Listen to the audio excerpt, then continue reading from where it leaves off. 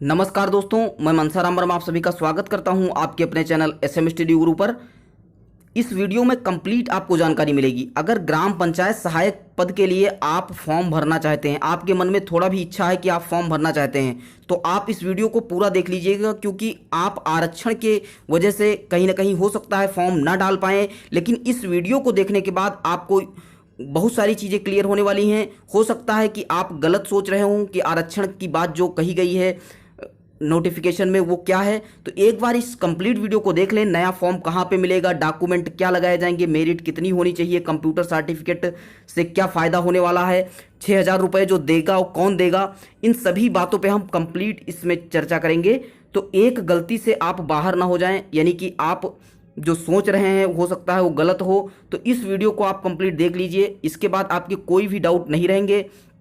आप कंप्लीटली जाइएगा, फॉर्म भरिएगा और डॉक्यूमेंट जो भी बता रहे हैं उसको लगा के आप जा करके जमा कर दीजिए। कहाँ जमा करना है ये सब कुछ हम इस वीडियो में बताएंगे। तो वीडियो को कंप्लीट देखिएगा, चैनल को सब्सक्राइब रखिएगा, क्योंकि ज़्यादा से ज़्यादा लेटेस्ट वीडियोस आपको, लेटेस्ट वैकेंसी, हर एक चीज़ की जानकारी आपको चैनल पे लगातार मिलती रहती है।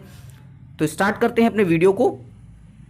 तो जो सबसे बड़ा पॉइंट निकल के आ रहा है, वो है कि 6,000 रुपये जो मिलेंगे मानदेय के रूप में, वो कौन देगा, यानी कि राज्य सरकार देगी या फिर ग्राम पंचायत देगी। यानी कुछ लोगों के दिमाग में ये आ रहा है कि ये संविदा की वैकेंसी तो हैं, लेकिन इसको ग्राम पंचायत के द्वारा यानी प्रधान के द्वारा रखा जा रहा है, वीडियो के द्वारा रखा जा रहा है, या फिर राज्य सरकार खुद रख रही है। तो मैं इसमें पूरा क्लियर कर देना चाहता हूं कि अगर आपका सिलेक्शन होता है तो आपका सैलरी अकाउंट ओपन होगा, सैलरी अकाउंट ओपन करवाया जाएगा और उसी में राज्य सरकार के द्वारा 6,000 रुपये का मानदेय आपको मिलेगा।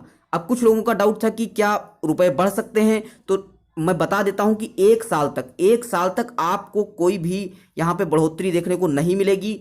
अगर आपका जो है इसमें कार्यकाल बढ़ाया जाता है, यानी कि 2 साल तक बढ़ाया जाता है आगे, तो हो सकता है कि सरकार कुछ सोचे और आपका जो है इस पे 6,000 से बढ़ा करके कर दे। ये तो अच्छी बात होगी कि 6,000 से आपकी जो सैलरी है वो बढ़ जाए, क्योंकि 6,000 बहुत ही कम है, इस पे सरकार को सोचना चाहिए। नेक्स्ट यहाँ पे है कि मेरिट कितनी होनी चाहिए। तो मेरिट कितनी होनी चाहिए, इसमें 10 और 12, जी हाँ, जितने भी डॉक्यूमेंट्स हैं आपको मैं सबके फ़ायदे बताने वाला हूँ। तो आपके पास सबसे पहले 10 यानी हाई स्कूल और इंटर की मार्कशीट होनी चाहिए। उस पर जो भी नंबर हैं, जितने भी नंबर आपके परसेंटेज बन रहे हैं, तो उसको जो है आप उसका एवरेज निकालेंगे। यानी कि हाई स्कूल में आपके 60% नंबर बन रहे हैं, इंटर में 70 बन रहे हैं, तो आप इसको जोड़िए और बटा 2 कर दीजिए, आपका ये हो जाएगा। यानी यहाँ पे अगर देखें तो आपका एवरेज, औसत मार्क जो है डिसाइड करेंगे कि आपकी मेरिट कितनी है। तो गांव में आपके कई लोग होंगे जिनकी मेरिट ज़्यादा भी हो सकती है, कम भी हो सकती है, तो ये सब कुछ आपको अभी नहीं सोचना है, आपको फॉर्म भर देना है बस। नेक्स्ट यहाँ पे अगर क्वेश्चन की बात करें तो यहाँ पे सबसे बड़ा क्वेश्चन आरक्षण के बारे में आ रहा है कि हमारे यहाँ जनरल सीट है, हम एससी या ओबीसी हैं तो फॉर्म भर सकते हैं। आप सबसे पहले इस बात को समझ जाइए कि आपका जो प्रधानी का चुनाव था, तो उस टाइम जो कई प्रधान जो है लड़ना चाहते थे और वो नहीं लड़ पाए, तो वो इसीलिए नहीं लड़ पाए क्योंकि उनको आरक्षण सीट जो आई थी, लिस्ट जो आई थी, उसमें पता लगा कि जो है वो ओबीसी के थे और उसमें एससी आ गया, तो इसकी वजह से नहीं लड़ पाए। तो यहाँ पे इस बात को आपको समझना होगा कि आपके यहाँ प्रधान कौन है ये डिपेंड नहीं करेगा। आपके प्रधानी के चुनाव के समय जो लिस्ट आई थी, उस लिस्ट को आपको ढूंढना है, यानी कि आपको प्रधान के पास जाना है, उससे पूछना है कि हमारे यहाँ क्या थी। क्योंकि कई लोगों के डाउट है कि मान लीजिए वहाँ पे अनारक्षित लिखा हो, तो अनारक्षित का मतलब होता है कि वहाँ पे पुरुष महिला कोई भी चुनाव लड़ सकता है, यानी वो ओबीसी हो, जनरल हो, एससी एसटी या महिला पुरुष कुछ कोई भी हो तो चुनाव लड़ सकता है। तो इस वजह मान लीजिए अगर कि कोई आपके यहाँ महिला प्रधान हो गई, जनरल की महिला प्रधान हो गई, और जब लिस्ट आई थी तो उसमें लिखा था अनारक्षित। अगर अनारक्षित लिखा गया होगा और महिला होगी तो यहाँ पे पुरुष और महिला दोनों फॉर्म भर सकते हैं, वो एससी के हों, ओबीसी के हों, एसटी के हों, किसी भी कैटेगरी के हों, ये कोई मैटर नहीं करेगा। तो आपको इस बात का पता लगाना है कि लिस्ट जब आई थी तो उसमें क्या दिया गया था, उस लिस्ट के हिसाब से पूरा जो है आरक्षण माना जाएगा। इसको आप एकदम क्लियर रखिए। बाकी अभी विस्तृत चर्चा जो है लास्ट में एक बार फिर से कर लेंगे कि ओबीसी और उनके लिए डॉक्यूमेंट्स क्या चाहिए, जनरल के लिए क्या डॉक्यूमेंट्स चाहिए, तो इसके बारे में भी आप वीडियो को कंप्लीट देखिएगा। नेक्स्ट यहाँ पे कई लोगों की डाउट है कि आयु सीमा, बहुत लोग कह रहे हैं कि हमारा सर रिजल्ट आया है, कल रिजल्ट आया है, अभी हमारे पास मार्कशीट नहीं आई है, तो हम क्या फॉर्म भर सकते हैं? तो आप इतना क्यों परेशान हैं? क्योंकि बहुत से ऐसे लोग हैं जो बताइए स्नातक परास्नातक कर चुके हैं, तो आप अभी नौकरी के लिए इतना परेशान मत होइए, आप अच्छे से तैयारी करिए। अभी आप पास हुए हैं और जो बहुत पहले पास हो चुके हैं उनको एक बार मौका आने दीजिए, क्योंकि आप 18 साल के भी नहीं होंगे अगर आपका कल रिजल्ट आया है। तो बहुत लोगों के कमेंट थे, तो मैं क्लियर कर देना चाहता हूं, अगर वो 1 जुलाई को 18 साल की आयु पूरी कर चुके हैं, 1 जुलाई 2021 को अगर 18 साल की उम्र पूरा कर चुके हैं तो आप फॉर्म भर सकते हैं, अगर आप इंटर पास हैं तो। नेक्स्ट यहाँ पे मैक्सिमम आयु की बात की गई है, तो 40 वर्ष मैक्सिमम आयु रखी गई है। अगर ओबीसी और एससी एसटी के कैंडिडेट हैं तो 5 साल आपको वरीयता दी जाएगी, यानी कि 45 साल के भी हैं आप तो भर सकते हैं। नेक्स्ट यहाँ पे एक ग्राम पंचायत में कितने पंचायत सहायक नियुक्त किए जाएंगे? तो मैं ये सबसे पहले क्लियर कर देना चाहता हूँ कि ग्राम पंचायत और ग्राम में अंतर होता है। कई गांव मिला करके एक ग्राम पंचायत का निर्माण होता है, कई कई गांव होते हैं जिसमें 5-6 पुरवा होते हैं, या फिर उनको जोड़ करके, तो हर पुरवा में नहीं रखा जाएगा, यानी हर पंचायत ग्राम पंचायत में रखा जाएगा, हर गाँव में नहीं रखा जाएगा। तो इस बात को क्लियर रखें कि एक ग्राम पंचायत में एक ही पंचायत सहायक की नियुक्ति की जाएगी, तो इस बात को एकदम क्लियर रखना है। नेक्स्ट यहाँ पे पूछा गया है कि CCC सर्टिफिकेट जरूरी है, ADCA जरूरी है, या फिर कंप्यूटर का कोई भी सर्टिफिकेट जरूरी है? तो इस मुद्दे पे मैं बता देता हूं कि कंप्यूटर का कोई भी सर्टिफिकेट जरूरी नहीं है, लेकिन एक इसके फायदे भी हैं। अगर CCC का सर्टिफिकेट आपके पास है और अगर आप लगाते हैं तो इसका क्या फ़ायदा होगा, इसको हम लास्ट में पूरे पॉइंट के साथ क्लियर करने वाले हैं। नेक्स्ट यहाँ पे पॉइंट क्या है, यहाँ पे सीट आरक्षण की बात एक बार हम फिर से समझ लेते हैं कि अगर आपके यहाँ सामान्य है, सपोज दैट केवल सामान्य अगर लिस्ट में लिखा गया है तो वहां पे पुरुष या महिला कोई भी प्रधान आपके यहाँ हो सकता है इस टाइम, लेकिन आप फॉर्म अगर ओबीसी एससी एसटी कैंडिडेट हैं और महिला पुरुष कोई भी हैं तो आप फॉर्म डाल सकते हैं उस लिस्ट के अनुसार। अगर लिस्ट में लिखा गया है कि अनारक्षित महिला है तो वहां पे महिला होगी, तो महिला ही, केवल ओबीसी एससी एसटी की कोई भी महिला हो वो फॉर्म डाल सकती है। अगर अनारक्षित पुरुष लिखा गया है तो वहां पे पुरुष ही फॉर्म डाल पाएंगे, तो इस बात को भी आपको क्लियर रखना है। नेक्स्ट यहाँ पे है कि आरक्षित, अगर ओबीसी के लिए आरक्षित है, अगर पुरुष प्रधान है तो वहाँ पे पुरुष फॉर्म डाल पाएंगे, अगर महिला है तो महिला डाल पाएंगी। इसी प्रकार एससी और एसटी के लिए भी है, अगर पुरुष प्रधान है तो पुरुष फॉर्म डाल पाएंगे और महिला प्रधान है तो महिला फॉर्म डाल पाएंगे। अगर 2 से 17 अगस्त से जो है आपके फॉर्म भरना स्टार्ट है, आप फॉर्म को भरिए बखूबी, अच्छे से फॉर्म भरिएगा, कोई भी त्रुटि मत करिएगा। आप 1-2 बार फॉर्म भर के देख लीजिएगा, अगर कोई भी त्रुटि होती है तो आप उस फॉर्म को अलग रख दीजिएगा, लिफाफे में वही फॉर्म डालिएगा जो बिल्कुल एकदम आपको सही हो, तो सही फॉर्म को ही आपको देना है। तो मैं आशा करता हूं कि आपकी आरक्षण से रिलेटेड कोई भी क्वेरी अब नहीं रही होगी। नेक्स्ट पॉइंट पे हम बात करते हैं, नया फॉर्म कहां से मिलेगा? तो नया फॉर्म कहां से मिलेगा, आपको लिंक मिल जाएगी डिस्क्रिप्शन में, या फिर जो पिन कमेंट होता है उसमें हम आपको लिंक प्रोवाइड करवा देंगे, आप वहां से नया फॉर्म डाउनलोड कर लीजिएगा। बहुत से डिस्ट्रिक्ट का अभी नया फॉर्म नहीं आया है, तो हो सकता है डिस्ट्रिक्ट वाइज फॉर्म जो है डाले जाएं, तो ये 2 तारीख को ही क्लियर होगा, यानी कल क्लियर हो जाएगा सब कुछ कि फॉर्म आपके डिस्ट्रिक्ट पे मिलना स्टार्ट हो जाएंगे। हो सकता है कि प्रधान को प्रोवाइड करवाए जाएं फॉर्म की, आप अपने गांव में जो है फॉर्म को वितरित कर दीजिए, या फिर जो भी एलिजिबल हैं उनको फॉर्म प्रोवाइड करवाइए, ये भी आदेश आ सकता है। तो आप 2 तारीख का वेट कर लीजिए, उसके बाद ही जो है आप फॉर्म की लिंक जो है हम प्रोवाइड करवा देंगे। नेक्स्ट यहाँ पे कैसे फॉर्म भरें, तो फॉर्म जैसे भी आएगा, अभी फॉर्म नहीं आया है, केवल नोटिफिकेशन का फॉर्म है, हो सकता है फॉर्म में कोई जो है करेक्शन किया जाए, तो इसके बारे में भी बात करेंगे। तो पूरा फॉर्म हम आपको भर के ज़रूर दिखाएंगे, आप पूरा जो है, इसीलिए हम कहते हैं चैनल को सब्सक्राइब रखिए कि आपको जो भी वीडियो यहाँ से अपलोड की जाए तुरंत आपको मिल जाए।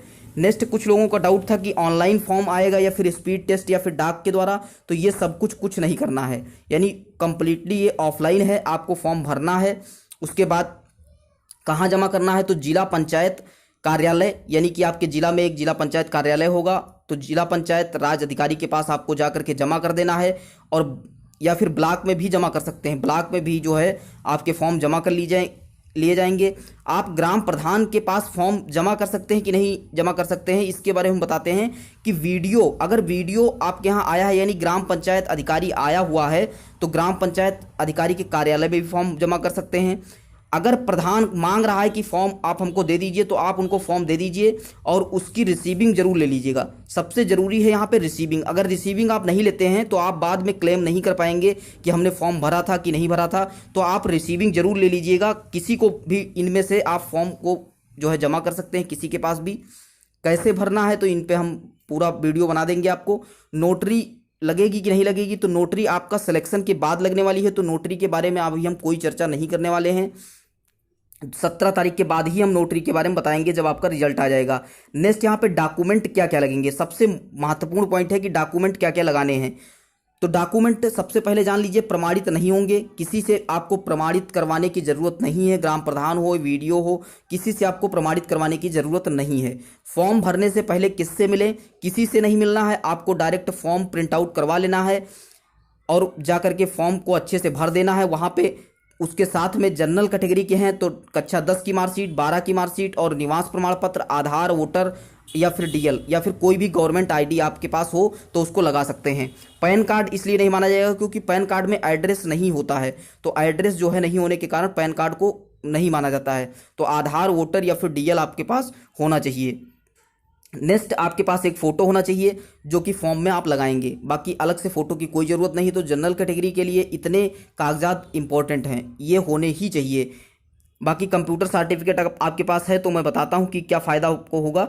नेक्स्ट यहाँ पे OBC, SC, ST, OBC, SC, ST के कैंडिडेट हैं तो उनके लिए 10 की मार्कशीट, 12 की मार्कशीट, आधार, वोटर आईडी या फिर डीएल, फोटो और निवास और जाति। यहाँ पे जाति कंपलसरी होगी क्योंकि आप तभी बता पाएंगे कि हम फला जाति के हैं, हमको जो है इसीलिए हमने फॉर्म भरा है।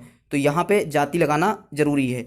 नेक्स्ट यहाँ पे अगर हम बात करें, जितने भी डॉक्यूमेंट बताए गए हैं उनके अलावा अगर अन्य डॉक्यूमेंट आपके पास हैं तो आपको क्या लगाना चाहिए। तो जी हाँ, मैं बता देता हूँ कि आपके पास जो भी डॉक्यूमेंट है, आपने पढ़ाई के टाइम पीरियड में जो भी कुछ अर्जित किया है, यानी कि आपने कोई भी कंप्यूटर सर्टिफिकेट अर्जित किया है, स्नातक किया है, परास्नातक किया है, तो इन सभी को आप जरूर लगा दीजिएगा क्योंकि इससे फ़ायदा आपको ज़रूर मिलने वाला है। क्योंकि यहाँ पे आप देख लीजिए, यहाँ पे आय लगाना कोई ज़रूरी नहीं है, लेकिन मैं कहता हूँ कि अगर आपके पास आय है तो आप लगा दीजिए। अगर नहीं है तो आप का अगर 2-3 दिन में, 4 दिन में बन जाता है, अप्लाई कर दीजिए। अगर बन जाता है तो आप लगा दीजिएगा क्योंकि आय लगाने से आपका एक उसमें लिखा गया है कि आप किसी लाभ के पद पे नहीं होने चाहिए या फिर तो उसका हो सकता है आपको फ़ायदा हो।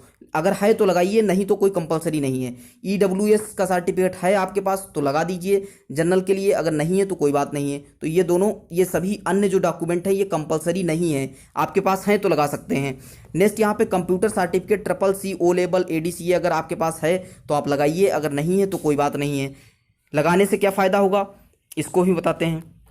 नेक्स्ट यहाँ पे स्नातक, परास्नातक की अगर आपके पास डिग्री है तो इसको भी आप लगा सकते हैं। अगर कोविड डेथ प्रमाण पत्र है, यानी मृतक आश्रित कोविड से रिलेटेड है आपके पास प्रमाण पत्र, तो आप उसकी पूरी रिपोर्ट उसके साथ जरूर लगा दीजिए क्योंकि यहाँ पे किसी के कितने भी नंबर हों, अगर कोविड से रिलेटेड कोई भी पर्सन है तो वहाँ पे उसको जो है कंप्लीटली आरक्षण दिया जाएगा, उसका ही सिलेक्शन होने वाला है।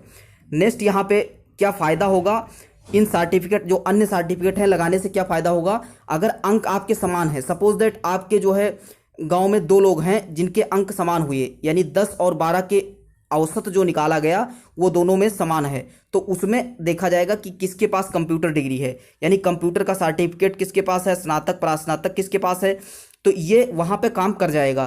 तो इसके लिए आप यहाँ पे लगा सकते हैं, अंक समान होने की स्थिति में आपको इसका फ़ायदा मिल जाएगा। नेक्स्ट यहाँ पे मेरिट समान होने पर वरीयता किसको दी जाएगी। तो मेरिट मैंने बताया कि मेरिट समान होगी, यानी कि अंक समान होंगे तो ये सब सर्टिफिकेट काम कर जाएंगे वहाँ पे। नेक्स्ट यहाँ पे अगर हम बात करें कि सब कुछ समान है, अगर सब कुछ समान है, यानी कि आपके गांव में 2 बंदे हैं, उनके अंक भी समान है, उनके पास ट्रिपल सी आपके पास भी है, उनके पास भी है, तो उस कंडीशन में डेट ऑफ बर्थ यानी उम्र जिसकी ज़्यादा होगी उसको प्रेफरेंस दिया जाएगा, उसको ही भर्ती किया जाएगा जिसकी उम्र ज़्यादा होगी, यानी डेट ऑफ बर्थ जिसकी ज़्यादा होगी। नेक्स्ट यहाँ पे पॉइंट है कि क्या आय जरूरी है, तो आय मैंने बताया कि जरूरी नहीं है, लेकिन आपके पास है तो आप उसको लगा सकते हैं। बाकी आय, जाति, निवास, यहाँ पे जाति और निवास 3 साल के लिए वैलिड होता है। अगर जनवरी 2019 में आपने डॉक्यूमेंट बनवाए थे तो आपको डॉक्यूमेंट बनवाने की कोई ज़रूरत नहीं है, इन्हीं डॉक्यूमेंट्स को आप लगा सकते हैं। बाकी आप नए अगर बनवाना चाहें तो बनवा सकते हैं, कोई प्रॉब्लम नहीं है।